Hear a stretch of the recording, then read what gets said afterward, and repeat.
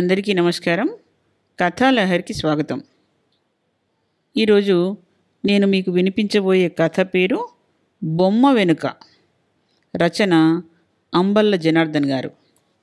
ఇక కథలోకి వెళ్దామా? సాగర్, ఈరోజు విశేషం ఏంటో తెలుసా? మన చంటి పుట్టినరోజు. నీ జ్ఞాపకం ఉందా? అప్పుడే సంవత్సరం పూర్తయింది.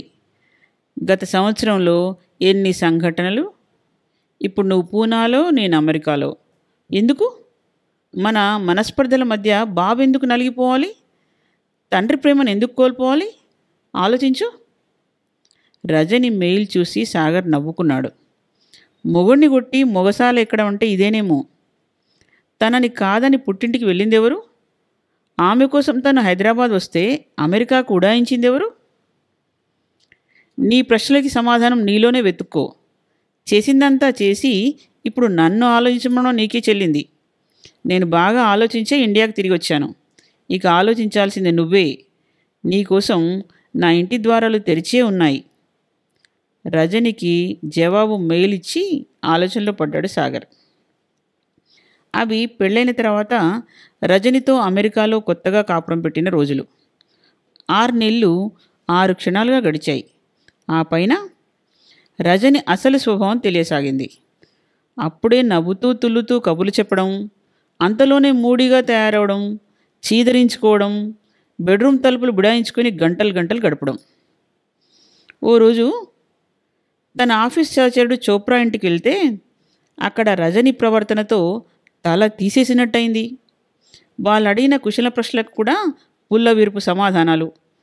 పాపం వాళ్ళ 2 ఏళ్ల అబ్బాయి ఆంటీ అని దగ్గరకు వస్తే చీదరించుకోవడం, తన చీర నలిగిందని రభస. చోప్రా అతని భార్య అవాక్కయ్యారు. మనసు విరిగిన తను వాళ్ళెంత కోరినా భోజనం చేయకుండానే వెనుదిరిగాడు. కారులో ఇంటికి తిరిగి వస్తూ రజనిని సంజాయిషి అడిగితే అదే తలబిరుసు సమాధానం. తను కోప్పడితే నడిచే కారులోంచి దూకడానికి ప్రయత్నించడం, తను జడ పట్టుకొని ఆపబట్టి కానీ అంత అఘాయిత్యము చేసేదే. తనను కాపాడానని కృతజ్ఞతతో ఉండడానికి బదులు జడపట్టి కారులోంచి తోయడానికి ప్రయత్నించానని పోలీసులకు ఫిర్యాదు. తను ఓ రోజు లాకప్పులో గడిపి $500 జరిమానా చెల్లించి మరునాడు బయటపడ్డాడు. ఇంత జరిగినా సాగర్ హైదరాబాద్లోని తన తల్లిదండ్రులకు మాట మాత్రం చెప్పలేదు. కానీ రజని తల్లికి ఫోన్లో చెప్పి ఒక్కటే ఈకలు పకపకలు. ఆమె తల్లి మాత్రం తక్కువ తిందా? అలా చేసినందుకు మందలించాల్సింది పోయి బాగా శాస్తి చేసేవని కూతుర్ని తెగమెచ్చుకుంది. అలా చేస్తేనే మొగుడు చెప్పు చేతుల్లో ఉంటాడని నూరిపోసింది. ఫోన్ చేద్దామని రిసీవర్ ఎత్తిన సాగర్కి అనుకోకుండా తల్లి కూతుళ్ళ సంభాషణ వినబడింది. సబబు కాదని తెలిసినా ఆ తర్వాత కూడా రజని పుట్టింటి వాళ్ళతో మాట్లాడిన మాటలు రికార్డ్ చేసే పరికరం బిగించాడు. ఆ మాటలు విన్న తర్వాత రజని విచిత్ర ప్రవర్తన వెనకాల ఎవరున్నారో అతడికి అర్థమైంది. ఆ తర్వాత మిత్రులెందరో ఇంటికి రమ్మని పిలిచినా వెళ్ళేవాడు కాదు సాగర్. ఒకవేళ వెళ్ళినా ఒంటరిగా వెళ్ళేవాడు తప్ప రజని తీసుకెళ్లేవాడు కాదు. అలాగే ఎవరినీ తమకింటికి ఆహ్వానించేవాడు కాదు. అయితే ఓసారి అనుకోని పరిస్థితుల్లో కొంతమంది తెలుగు మిత్రుల్ని వారి కుటుంబాలతో సహా ఆహ్వానించవలసి వచ్చింది. సాగర్కి టీం లీడర్గా ప్రమోషన్ వచ్చింది. ఆ సందర్భంగా అతడితో పాటు పనిచేసే తెలుగు మిత్రులు పార్టీ ఇవ్వమని పోరు పెట్టారు. ఏదైనా హోటల్లో ఏర్పాటు చేస్తానంటే అదేంటి, కమ్మటి ఆంధ్ర భోజనం ఆవకాయతో లాగిద్దామనుకుంటే హోటల్ అంటావేంటి నిలదీశారు. పెళ్లి కాకముందు అయిన తర్వాత కూడా తను ఎందరితోనో పార్టీలకు హాజరయ్యాడు. ఇప్పుడు తనకు సందర్భం వచ్చింది కాబట్టి ఆ బాకీ తీర్చుకోక తప్పెట్టు లేదు. కానీ రజని ఎలాగో ఒప్పించాలి. పార్టీ మాట ఎత్తగానే కస్సువని లేచింది రజని. తన ఇల్లేమీ సత్రం కాదంది. అడ్డమైన వాళ్లకు వండి వార్చడానికి తను తేరగా లేనంది. సాగర్ బ్రతిమాలి బామాలి ఒప్పించేసరికి తాతలు దిగొచ్చారు. పార్టీ రోజు రానే వచ్చింది. 30% వంట తనే కానిచ్చాడు. రజని అంటి ముట్టనట్టుంది. స్నేహితులు వారి కుటుంబాలతో సహా ఒక్కొక్కరు రాసాగారు. మాట వరుసకైనా వారికి స్వాగతం పలికి పలకరించిన పాపాన పోలేదు రజని. ఏదో వంకన సాగర్ మాత్రం అందరినీ ఆప్యాయంగా ఆహ్వానించి వారికి నిమ్మరసం అందించాడు. కొందరు ఆడవాళ్ళు చొరవ తీసుకొని వంటింట్లోకి వెళ్ళి రజనిని పలకరిస్తే అదే పుల్లవిరుపు సమాధానాలు. ఈ పార్టీ ఇవ్వడం తనకేమాత్రం ఇష్టం లేనట్టు పరోక్షంగా సూచించింది. దాంతో పాపం వచ్చిన వాళ్ళు చాలా బాధపడ్డారు. సాగర్ ముఖం చూసి ఊరుకున్నారు. భోజనం మొదలైంది. వంట పాత్రలు టేబుల్ మధ్య పెట్టారు. ఎవరికి వారు వారికిష్టమైన పదార్థాలు వడ్డించుకొని తింటున్నారు. అందరిలా రజని కూడా ఓ పళ్ళెం తీసుకొని తింటోంది. సాగర్ మాత్రం అందరినీ పలకరిస్తూ ఎవరికేం కావాలో అందిస్తున్నాడు. ఈ భార్యాభర్తల వాలకం చూసి వచ్చిన వారికి చాలా విషయాలు అర్థమయ్యాయి. భోజనాలు అయ్యాక అందరూ కలిసి ఓ షోపీస్ బహుకరించి అభినందనలు తెలిపారు సాగర్కి. రజనిలో అదే ముభావం. సాగర్ మాత్రం అపార్ట్మెంట్ కింది దాకా వెళ్ళి అందరికీ పేరు పేరున వీడ్కోలు చెప్పాడు. ఫోన్ రింగుతో వర్తమానంలోకి వచ్చాడు సాగర్. హైదరాబాద్ నుండి తండ్రి ఫోన్. సాగర్ తాము కలిసి రజనిని ఎన్నో హింసలు పెట్టామని ప్రచారం చేస్తున్నారట వియ్యాలవారు. వాళ్ళు సృష్టించిన వదంతుల గురించి చెబుతూ బాధపడ్డారు అతని తల్లిదండ్రులు. వారిని ఓదార్చి ఫోన్ పెట్టేశాడు సాగర్. అతడి మనసు వికలమైంది. తన జీవితం ఎందుకిలా అయిందో అర్థం కాలేదు. రజనీకి తనేం తక్కువ చేశాడు? కానీ కట్నం తీసుకోకుండా పెళ్లి చేసుకున్నాడే, అదే తను చేసిన పొరపాటేమో. అందరూ అమెరికా పెళ్లి కొడుకులాగా లక్షలు లక్షలు కట్నం తీసుకుని లాంఛనాలన్నీ ఇంకొన్ని లక్షలు గుంజితే తన విలువ పెరిగేదేమో. అమెరికా నుంచి సెలవుపోయి వచ్చి హడావుడిగా కుదుర్చుకున్న సంబంధం కూడా కాదాయే. తన ఇండియా రాకకు 6 నెలల ముందు నుంచి కనీసం 10 మంది అమ్మాయిలను చూసి వారి పూర్వాపరాలు వాకప్ చేసి రజనీని ఇంకొక అమ్మాయిని ఎంపిక చేశారు అమ్మా నాన్న. తను వచ్చి ఆ ఇద్దరిలో రజనీని ఎన్నుకున్నాడు. ఇంకేముంది, 20 రోజుల్లో పెళ్ళి, మరో 4 రోజుల్లో అమెరికాలో కాపురం. ఆ తర్వాత 3 ఏళ్లకే తను అక్కడి నుండి ఉద్యోగం వదిలి ఇండియా రావాల్సి వచ్చింది. రజని అక్కడికి రానంటేనే కదా తను అమెరికా విడిచి ఇండియాకి తిరిగి వచ్చింది. కానీ రజని మళ్ళీ అమెరికాకు వెళ్ళింది. ఈ దాగుడు మూతలు ఎందుకు? ఎందుకు తనకి మనస్తాపం? సాగర్ బుర్ర వేడెక్కింది. ఆలోచనలకు స్వస్తి చెప్పి సినిమాకి బయలుదేరాడు. రోజులు భారంగా గడుస్తున్నాయి. అతడి జీవితం దారి గమ్యం తెలియకుండా నడుస్తుంది. ఆఫీసులో ఉన్నంతసేపు హాయిగా ఉంటుంది. బయటి ప్రపంచపు ధ్యాసే ఉండదు. పనిలో నిమగ్నమైతే ఇక ఈ లోకంలో ఉండడు సాగర్. తన గదికి వచ్చిన తర్వాత మాత్రం కాలం గడవడం దుర్భరమైపోతుంది. ఒంటరితనం తట్టుకోలేక 1 వారం రోజులు సెలవు పెట్టి హైదరాబాద్ వెళ్ళాడు సాగర్. అక్కడ రజని ఆమె పుట్టింటి వాళ్ళ కుట్రలు తెలిసి మరింత క్షోభకు గురయ్యాడు. అమెరికాలోని సాగర్ ఆస్తిపై కన్నుపడింది రజని అమ్మా నాన్నలకు. అమెరికాలో తన 10 ఏళ్ల సర్వీస్లో పెద్ద ఇల్లు, మంచి కంపెనీలో షేర్లు, ఇలా దాదాపు 8 కోట్ల ఆస్తి కూడబెట్టాడు సాగర్. అమెరికాలో విడాకుల దావాత్ గెలిస్తే అక్కడి నియమాల ప్రకారం రజనికి సగం ఆస్తి, నెల నెల భరణం మంజూరవుతుంది. దాదాపు 4 కోట్ల ఆస్తి తమ కూతురుదవుతుంది. అంటే పరోక్షంగా తమ పరమవుతుంది. అందుకని సాగర్ ఇండియాలో అడుగుపెట్టగానే రజనిని 10 నెలల బాబుతో సహా అమెరికా పంపించారు. తమ స్వార్థం కోసం కూతురు కాపురాన్నే కూల్చడానికి తయారయ్యారు. కానీ రజని, ఆమె వివేకం ఏమైంది? సాగర్కి అంతా అనూహ్యంగా ఉంది. అత్తవారి పథకం మాత్రం సుస్పష్టమైంది. తను రజని అమెరికాలో ఉన్నప్పుడు వాళ్ళ అన్నయ్య పంపిన ఈమెయిల్ గుర్తొచ్చింది. తను వాడిన జేబురుమాలో టవలో పంపమని ఆ మెయిల్ సారాంశం. ఏవో పూజలు చేయించి సాగర్ రజని మాట జవిదాటకుండా చేయాలని వాళ్ళ ప్లాన్. క్షుద్రతంత్రాల మీద నమ్మకం లేని తను అప్పుడంత సీరియస్గా తీసుకోలేదు. కానీ ఇప్పుడు ఆలోచిస్తే ఆ తర్వాతే కదూ రజని తన తల్లిదండ్రుల దగ్గరికైనా హైదరాబాద్ వచ్చింది. హైదరాబాదులో పుట్టింట్లో దిగిన రజని సాగర్ తల్లిదండ్రులను ఫోన్లో కూడా పలకరించలేదు. అప్పట్లో జరిగిన సంగతి తల్లి ఫోన్లో చెప్పిన మాటలు మదిలో మెదిలాయి. మనవని చూద్దామని వియ్యాలవారింటికి వెళ్తే రజని లోపలి గది నుండి బయటికి రాలేదు. నోరు తెరిచి బాబు గురించి అడిగితే దూరం నుంచే చూపించారు తప్ప మా దగ్గరికి రానివ్వలేదు. ఆ అవమానం భరించలేక వెంటనే వచ్చాం. రజని హైదరాబాద్ వచ్చాక 2 రోజులు ఎక్కడికో వెళ్ళి పూజలు చేశారని తెలిసింది. ఏం మంత్రాలు చేయించారో ఏమో అని తల్లిదండ్రులు చెప్పుకొచ్చారు. సాగర్ ఇంకా కలత చెందాడు. ఇక ఉపేక్షించి లాభం లేదు.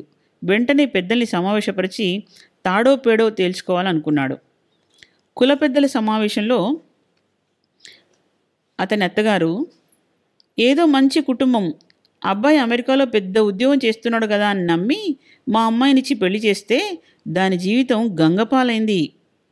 దేశం కాని దేశంలో మా అమ్మాయిని పెట్టిన హింస చెప్పనలవి కాదు. ప్రతి 2 రోజులకోసారి కొట్టడం, అడ్డమైన స్నేహితులను ఇంటికి పిలిచి వారికి వంట వార్పు చేసి పెట్టమనడం, ఎవరెవరో ఉత్తరాది వారి ఇళ్లకు మా అమ్మాయిని వెంటేసుకుపోయి అక్కడ అవమానించడం. అదంతా ఒక ఎత్తు అయితే, మా అమ్మాయి జుట్టు పట్టుకొని కారులో నుంచి తోయడం ఇంకో ఎత్తు. ఆ భగవంతుడి దయ వల్ల మా అమ్మాయి బతికి బట్టకట్టింది. కానీ అతని ఆగడాలకి ఎప్పుడూ హరిమనేదే. మా ఉయ్యాల వారేం తక్కువ తిన్నారా? వాళ్ళు మా అమ్మాయి కాన్పుకని అమెరికా వెళ్ళి రాచి రంపాన పెట్టారు. తలుపులు కిటికీలు మూసి గ్యాస్ తెరిచి ఉంచి చంపాలని చూశారు. దైవవశాత్తు త్రుటిలో ప్రమాదం తప్పింది. అంత జరిగినా మా అమ్మాయి ఓర్పుతో అన్నీ సహించింది. వారం వారం ఫోన్ చేసి బాగున్నానే చెప్పేది. కానీ తను పడ్డ యాతన గురించి మాత్రం చెప్పలేదు.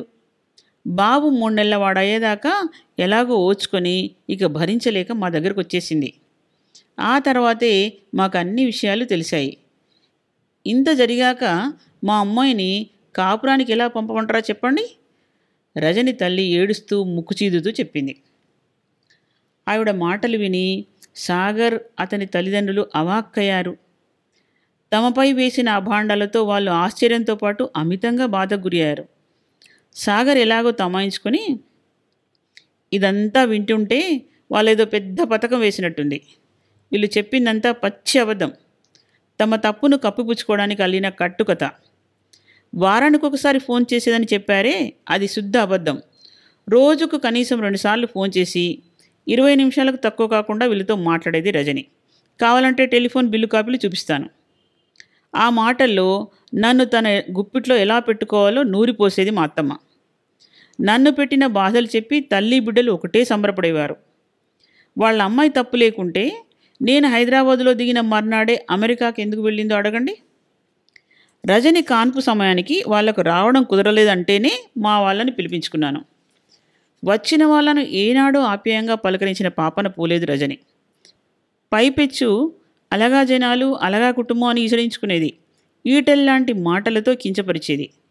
నేనేమైనా మందలిస్తే నా మీద, మా అమ్మ నాన్నల మీద పోలీస్ కంప్లైంట్ ఇస్తానని బెదిరించింది. ఆ బెదిరింపులకు భయపడి మా వాళ్లను వారం రోజులు నా మిత్రుడి ఇంట్లో ఉంచాను. కాన్పు అయి రజని హాస్పిటల్ నుంచి వచ్చిన 3వ రోజే మా వాళ్ళని హైదరాబాద్ పంపాల్సి వచ్చింది. ఇదంతా నా ఆస్తి కాజేయడానికి మా అత్తమామలు పనిన పన్నాగం. వీళ్ళు రజనితో మాట్లాడిన సంభాషణలు రికార్డు చేశాను. అవి వింటే మీకే విషయం అర్థమవుతుంది. ఇక్కడ విడాకులు తీసుకుంటే అక్కడ నా ఆస్తిలో చిల్లిగవ్వ దొరకదు. ఇక్కడ అవసరాల ప్రకారం భరణం కూడా తక్కువే వస్తుంది. అందుకని అక్కడ విడాకులు తీసుకోవడానికని తమ కూతుర్ని అమెరికా పంపించారు వీళ్ళు. తన దగ్గరున్న డూప్లికేట్ కీతో తాళం తీసి నా ఇంట్లో ఉంటుంది రజని. అంతేకాదు, మా జాయింట్ అకౌంట్ నుండి దాదాపు 25 లక్షలు తీసింది రజని. దీనికి మీరేమంటారు? రామరామ, మా కూతురి కాపురంలో నిప్పులు పడ్డ తర్వాత ఆస్తి మేమేం చేసుకోవాలి? ఇదంతా మమ్మల్ని అప్రతిష్ట పాలు చేయడానికి వీళ్ళు ఆడుతున్న నాటకం అని రజని తండ్రి ఎదురుదాడి చేశాడు. 2 వైపులా వాదనలు ఉన్న పెద్దలకు ఎవరి మాటలు నమ్మాలో అర్థం కాలేదు. అమ్మాయి అబ్బాయి సమక్షంలోనే అన్ని విషయాలు తేల్చుకోవచ్చు కనుక అమ్మాయిని అమెరికా నుండి పిలిపించమని రజని తల్లిదండ్రులకు సూచించి సమావేశం ముగించారు. ఇక తను హైదరాబాదులో ఉండి ప్రయోజనం లేదని సాగర్ పూనా బయలుదేరాడు. వారం రోజుల తర్వాత నాన్నగారి నుంచి ఫోను. అమెరికా నుంచి ఏవో కాగితాలు వచ్చాయట. రజని పెట్టుకున్న విడాకుల పిటిషన్ నోటీసు, కొన్ని డాక్యుమెంట్లు ఉన్నాయట. అవి పూనా పంపమని చెప్పి ఫోన్ పెట్టేశాడు సాగర్. ఆ కాగితాలు అందిన వెంటనే అమెరికాలో తన మిత్రుడు దీపక్కి ఫోన్ చేసి విడాకుల దావాపై వాదించడానికి మంచి వకీల్ను ఏర్పాటు చేయమని పురమాయించాడు. తనకి విడాకులు అవసరం లేదని, రజని ఇండియా వచ్చి తనతో కాపురం చేసేలా చూడమని కోర్టుకు విన్నవించమన్నాడు. తమ పెళ్లి భారతదేశంలో హిందూ ధర్మ పద్ధతిలో జరిగినందున విడాకుల కేసు వినడానికి అమెరికా కోర్టుకు అధికారం లేదని వాదించమన్నాడు. రజని నుంచి మళ్ళీ ఈమెయిల్. సాగర్ అమెరికా రావాలని పోరు. అబ్బాయి కొరకైనా మళ్ళీ కలిసి ఉందామని ప్రతిపాదన. సాగర్కి నవ్వాలో ఏడవాలో అర్థం కాలేదు. అక్కడ విడాకుల కోసం కోర్టు మెట్లెక్కి తనని అక్కడికి వచ్చి కలిసి ఉండమనడం ఎంత మోసం. ఆలోచనలో పడ్డాడు సాగర్. అతడి ఆలోచనలకు అంతరాయం కలిగిస్తూ ఫోన్ మోగింది. హైదరాబాద్ నుండి సాగర్ తండ్రి చేసిన ఫోన్. రజని ఇండియాకు రానని మొండికేయడం వల్ల తాము అశక్తులమని రజని తండ్రి కులపెద్దలకు తెలిపాడట. విషయం అమెరికాలోని కోర్టులో ఉండడం వల్ల తామేం చేయలేమని చేతులెత్తేశారట కులపెద్దలు. ఎందుకెత్తారు? చికెను మందు పార్టీతో బాగా ట్రీట్ పొందిన పెద్దలు రజని తల్లిదండ్రులకు విరుద్ధంగా ఎలా మాట్లాడతారు? ఏడవలేక నవ్వుకున్నాడు సాగర్. ఏదో సామరస్యంగా సమస్యకు పరిష్కారం లభిస్తుందనుకుంటే రజని పడనిచ్చేట్లేదు. ఇక తనేం చేయగలడు? కోర్టు తీర్పు కోసం వేచి చూడడం తప్ప. అక్కడ అమెరికాలో రజని ఆమె తల్లిదండ్రులు అప్పనంగా వచ్చిన ఆస్తిని హాయిగా అనుభవిస్తున్నారు. అటు విడాకుల పిటిషన్ దాఖలు చేసి ఇటు తన తల్లిదండ్రులు పిలిపించుకుంది రజని. జాయింట్ అకౌంట్ నుంచి డ్రా చేసిన 25 లక్షలు జల్సాగా ఖర్చు పెట్టుకుంటున్నారు వాళ్ళు. కూతురి కాన్పుకి అమెరికా వెళ్ళడం కుదరని వారికి కూతురు కాపురాన్ని విడదీయడానికి మాత్రం వెసులుబాటు దొరికింది. ఇండియాలో క్లాస్మేటు అమెరికా అబ్బాయిని పెళ్లి చేసుకున్న దీప్తి రజనిని కలవడానికి వచ్చింది. ఆమె కాపురం గురించి తెలిసి బాధపడింది. ఎందుకు ఇలా జరిగిందని అడిగితే ఏం చెప్పాలి దీపు? సాగర్ పేరుకే పెద్ద ఉద్యోగం చేస్తున్న ఇంజనీర్, కానీ అన్నీ లేకి బుద్ధులే. ఎంతసేపు తన చిన్నతనం గురించి, తను ఎలా కష్టపడి స్కాలర్షిప్లతో చదివే పైకి వచ్చాడో ఏకరు పెట్టడం, తను పుట్టి పెరిగిన పల్లెటూరిని పోగొట్టడం, తన వాళ్ళకి ఏ లోటు రాకుండా చూడాలనే ఆలోచన తప్పితే ఈ రోజుల్లోని అబ్బాయిల్లా చలాకీగా షోకుగా ఉండడం చేతకాని దద్దమ్మ. రోమ్లో రోమన్లాగా ఉండు అనే తత్వం ఏమాత్రం ఉంటబట్టని చద్ది ముద్ద. ఒక్క నైట్ క్లబ్కు వెళ్ళడం అనేదే లేదు. వారాంతపులో పిక్నిక్లకు వెళ్ళడం లేదు. ఎంతసేపు తనలాంటి పల్లెటూరి నేపథ్యం ఉన్న స్నేహితులతో గడపడం, పెళ్ళిళ్ళకు వెళ్ళడం, వారిని మా ఇంటికి పిలవడం. ఇలాంటి వాడితో ఏ ఆడదైనా ఎలా కాపురం చేస్తుంది చెప్పు? అసలు మనం అమెరికా ఎందుకు వచ్చాం? హాయిగా జల్సాగా జీవితం ఎంజాయ్ చేయడానికి కాదు. ఎక్కడికి పోయినా సవతిపోరు తప్పదన్నట్టు ఇంత ఫార్వర్డ్ దేశంలో కాపురం ఉన్నా బ్యాక్వర్డ్ ఇండియా గురించి గొప్పగా ఆలోచించే సాగర్తో ఎలా వేయగలి చెప్పు అంది రజని. ఇదంతా వింటుంటే అనవసరంగా జీవితంతో ఆటలాడుకుంటున్నావు అనిపిస్తుంది.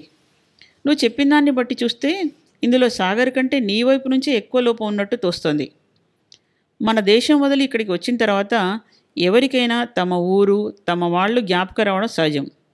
సాగర్ గతం మర్చిపోకపోవడం మంచి లక్షణం తప్ప అవలక్షణం కాదు. నడమంత్రపు స్థితితో మురిసిపోకుండా కాళ్ళు భూమి మీదే ఉంచగలగడం అందరికీ సాధ్యం కాదు. ఇక పిక్నిక్లు షికార్లు అంటావా, అవి ప్లాన్ చేసుకోవడం నీ చేతిలో ఉంది. నువ్వు చెప్పిన దాన్ని బట్టి సాగర్ మెతక స్వభావం ఉన్నవాళ్ళ ఉన్నాడు. అతన్ని నీకనుగుణంగా మలుచుకోవడం నీ చేతుల్లో ఉంది. అలా చేయకుండా ఏకంగా విడాకుల దాకా వెళ్ళడం నాకు నచ్చలేదు అంది దీప్తి.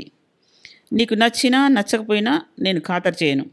నా అభిరుచులకు తగ్గట్టు బతకడమే నాకు కావాల్సింది. ఈ విషయంలో ఎవరి మాట వినదలుచుకోలేదు రజని తెగేసి చెప్పింది మిత్రురాలికి. అది కాదు రజ్జు, చిన్న చిన్న పొరపచ్చాలకు విడాకులు తీసుకోవడం పరిష్కారం కాదు. ఈ వయసులో విడాకులు తీసుకొని మిగతా జీవితం ఎలా గడుపుదామని? ఈ పసికందుని అమెరికాలో పెంచి పెద్ద చేయడం అంత సులభం అనుకున్నావా? మగతోడు లేకుండా దేశం కాని దేశంలో ఎలా నొగ్గుకొస్తావు? స్నేహితురాలి ధోరణి విసుగు కలిగించినా అది బయటపడకుండా నెమ్మదిగా నచ్చ చెప్పడానికి ప్రయత్నిస్తూ అంది దీప్తి. నీ పాత చింతకాయ పచ్చడి ఆలోచనలు అమెరికా వచ్చిన తర్వాత కూడా అలాగే ఉన్నాయి. నువ్వు సాగర్ ఒకే ఓడలో ప్రయాణం చేస్తున్నారు, అందుకే అతన్ని సమర్థిస్తున్నావు. విడాకులు వచ్చిన తర్వాత నేను ఒంటరిగా ఉంటానని ఎలా అనుకున్నావు? నా అభిరుచులకు తగ్గ మనిషిని ఎప్పుడో ఎంచుకున్నాను. నేనెలా సాగర్తో విసిగిపోయానో అతడు తన భార్యతో విసిగిపోయాడు. అతడి భార్యకు కూడా ఇండియా వాసనలు పోలేదు. మన సంస్కృతి మన వారసత్వం అంటూ ఎప్పుడూ పూజలు పునస్కారాలతో వేధించు తింటోంది అతన్ని. అందుకే అతడు కూడా తన భార్యకు విడాకులు ఇస్తున్నాడు. మా విడాకులు మంజూరు కాగానే మేము హాయిగా కలిసి ఉంటాం. పెళ్ళి కాకుండానే? దీప్తి అడిగింది. అవును, పెళ్ళంటే మళ్ళీ మగవాడు ఆధిపత్యం సహించాలి. అతనికి కూడా పెళ్లికి బంధంలో ఇరుక్కోవడం ఇష్టం లేదు. ఇంతకీ ఎవరే అతను? పేరు చెప్పింది రజని. అతడా? నోరు తెరిచింది దీప్తి. అతడా అని అంత ఆశ్చర్యపోవడానికి ఏముంది? అతడే అమెరికాలో నాకు ఫ్రెండ్, ఫిలాసఫర్ అండ్ గైడ్. విడాకుల విషయంలో అతడే నాకు సహాయపడుతున్నాడు అంది రజని. సహాయపడతాడు, ఎందుకు పడడు? బంగారు పిచ్చుక తనకై తాను పంజరంలోకి వస్తే అలాంటి వాళ్ళు వద్దంటారా? నేను విన్నదాన్ని బట్టి అతడు శాడిస్ట్. తన భార్యని హింసించని రోజు లేదు. ఆమె ఇంట్లో ఉండగానే ఎవరెవరో అమెరికన్ అమ్మాయిని తీసుకొచ్చి కులుకుతుంటాడు. వచ్చిన జీతమంతా తాగడానికి, జల్సాలకి ఖర్చు చేసే మనిషి. అతడు సాగర్ దాదాపు ఒకేసారి అమెరికా వచ్చారు. సాగర్ కూర్చుకున్న ఆస్తులు, అతనికి ఉన్న పరపతి ముందు ఇతడు గడ్డిపోచ కూడా కొరగాడు. ఇతడి గురించి ఇక్కడ మన తెలుగు వాళ్ళలో తెలియని వాళ్ళు లేరు. అలాంటి వాడి మాయలో నువ్వెలా పడ్డావే రజ్జు? చాలేస్ నీ సోది. మన అమ్మలక్కలు చెవి కొరుకోవడాలు విని నేను అలాగే అనుకున్నాను. కానీ అతడితో కొన్ని సాయంత్రాలు గడిపాక అతన్ని ఎవ్వరూ అర్థం చేసుకోలేదని దృఢపరుచుకున్నాను. అతని సాహచర్యంలో టైం ఎలా గడుస్తుందో అర్థం కాదు. అదే సాగర్తోనైతే దినం ఒక యుగంలా ఉంటుంది అంది. కీడించి మేలించమన్నారు. నీ ఆస్తిని నిన్ను వాడుకొని ఆ తర్వాత వదిలేస్తే నీ గతి అంది దీప్తి. ఆ ఆలోచన నాకు మాత్రం లేదనుకున్నావా? నేను ఎంఎస్ చేశాను. విడాకులు మంజూరు కాగానే నా అర్హతలకు తగ్గ ఉద్యోగంలో చేరుతాను. అతడితో కలిసి ఉంటాను. మేమిద్దరం రాజు రాణిల్లా అమెరికా జీవితాన్ని జుర్రుకుంటాం. అప్పుడప్పుడు నువ్వు వచ్చి చూస్తుండు గర్వంగా తలెత్తి ధీమాగా అంది రజని. ఏమో రజ్జు, నేను నీ అంత ఫార్వర్డ్ కాను. నా పరిధిలో నాకు తోచింది చెప్పా. ఆ పైన నీ జీవితం నీ ఇష్టం. వస్తాను అని సెలవు తీసుకుంది దీప్తి. సాగర్ రజనీల కొడుకు అమెరికాలో పుట్టినందున, అతడు అమెరికా పౌరుడు అయినందున వారి విడాకుల దావాను విచారించడానికి పూర్తి అర్హతలున్నాయనే రజని వాదనలో బలం ఉండటం వల్ల రజనీ సాగర్లకు విడాకులు మంజూరు చేస్తూ కోర్టు తీర్పిచ్చింది. అబ్బాయి చిన్నవాడు కాబట్టి అతడికి తల్లి రక్షణ ఉండాలని, అతడి ఆలనా పాలనకు కొంత సొమ్ము బ్యాంకులో డిపాజిట్ చేయవలసిందని సాగర్కు సూచించింది కోర్టు. రజని ఉద్యోగం చేస్తున్నందున ఆమెకు భరణం మంజూరు చేయలేదు. సగం ఆస్తి ఇచ్చి అబ్బాయి పేరిట కొంత సొమ్ము డిపాజిట్ చేసి రజనితో మొత్తం తెగతింపులు చేసుకున్నాడు సాగర్. రజని తల్లిదండ్రుల ఆనందానికి అంతులేదు. వారి పాచిక పారినందుకు బ్రహ్మాండంగా విందు చేసుకున్నారు. ఆస్తుల వివరాలు తెలుసుకొని వాటి నిర్వహణ బాధ్యత నెత్తనేసుకున్నారు. కొన్ని కంపెనీల షేర్లు అమ్మి ఇండియాలో ఆస్తులు కొన్నారు. అటు అతడికి భార్య నుంచి విముక్తి దొరికింది. క్రెడిట్ కార్డుల అప్పులు తప్ప ఆస్తులేమీ లేకపోవడంతో అతడి భార్య పాపం ఏమీ దక్కలేదు. కాకపోతే నెల నెలా భరణం అతడి జీతం నుంచి ఇవ్వాలని తీర్పిచ్చింది కోర్టు. భరణం వద్దు, ఏమొద్దు. షాడిస్ట్ భర్త నుండి విముక్తి దొరికింది. అదే 10,000 అనుకొని ఆమె ఇండియాలోని తన పుట్టింటికి చేరింది. రజని అతడు కలిసి ఉండడం మొదలెట్టారు. తమ కూతురు పెళ్లి చేసుకోకుండా వేరొక అతనితో ఉండడం రజని తల్లిదండ్రులకు మింగుడు పడలేదు. అయినా కుక్కిన పెనుల్లా ఉండిపోయారు. కూతురి విచ్చలవిడితనం చూడలేక ఓసారి మందలిస్తే వారి మీదే మండిపడింది రజని. రాను రాను రజని తల్లి గొనుడు ఎక్కువైంది. నీ తల్లిదండ్రులు నా తల్లిదండ్రులు కారా అన్న అతడు కూడా వారి మీద విసుక్కోవడం మొదలుపెట్టాడు. పసివాడు పానకంలో పుడకలా తమ జల్సాలకు అడ్డుగా ఉన్నాడని రజనిని దెప్పడం మొదలుపెట్టాడు. ఎలాగైతేనే కొంత డబ్బు వదిలించుకొని పెద్దవారిని పిల్లవాడితో సహా ఇండియా విమానం ఎక్కించారు రజని అతడు కలిసి. కూతురి జీవితం అస్తవ్యస్తం చేసిన పాపానికి రజనీ సాగర్ల అబ్బాయిని పెంచే బాధ్యత వారిని ఎత్తిన పడింది. అన్ని అడ్డంకులు తొలగిపోవడంతో రజని అతడి విశృంఖల విహారం మొదలైంది. కాలక్రమంలో 2 సంవత్సరాలు గడిచాయి. ఈ సంగతి విన్నారా? రజని మరో అతన్ని కూడా వదిలేసిందంట అంది శ్యామల.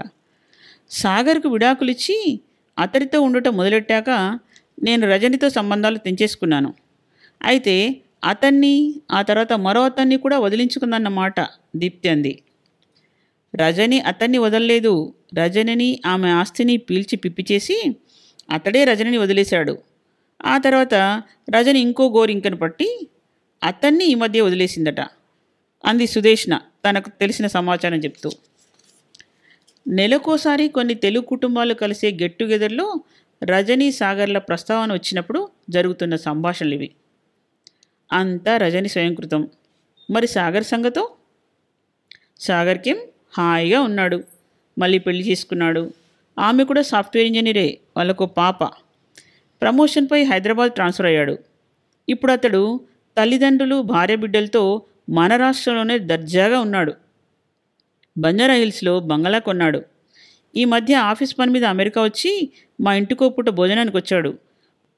మనిషి బాగా ఒళ్ళు చేశాడు. మొహంలో కొత్త కాంతి వచ్చింది చెప్పింది శ్యామల. ఇండియాలో పెళ్లి చేసుకొని వచ్చి భార్యల్ని బానిసలుగా చూసే మగాళ్ల గురించి విన్నాం, కథల్లో చదివాం. కానీ యోగ్యుడైన భర్తను ఆరళ్ళు పెట్టి సతాయించి ఆస్తి మీద ఆశతో విడాకులు తీసుకున్న రజనిని మన కళ్ళారా చూశాం. సొంత వాళ్ళ చెప్పుడు మాటలు విని డబ్బు వ్యామోహం, భౌతిక సుఖాల వెంటపడి జీవితాన్ని కుక్కలు చింపిన విస్తరి చేసుకుంది. చేసుకున్న వారికి చేసుకున్నంత మహదేవా. దీప్తి తన అభిప్రాయం వెలుబుచ్చింది. బొమ్మ వెనుక బొరుసు ఉంటుంది. అందరు మగవాళ్ళు చెడ్డవాళ్ళు కానట్టే అందరు ఆడవాళ్ళు మంచివాళ్ళు కారు. సాగర్, రజని, అతని భార్య నాణం రెండు వైపులను చూపించారు మనకి. శ్యామల వ్యాఖ్య. సాగర్ జీవితం మళ్ళీ గాడిన పడింది. కానీ పట్టాలు తప్పిన రజని జీవితం ఎటు మళ్ళుతుందో కాలమే చెప్పాలి అంది సుదేష్ణ. మీ ముచ్చట్లు ఈరోజు పూర్తవుతాయా? మా ఆత్మారాములను శాంతపరిచే మార్గం ఏదైనా చూసేది ఉందా? శ్యామల భర్త అనగానే అందరూ భోజనాలకు లేచారు. కథ సమాప్తం. మరో మంచి కథతో కలుద్దాం.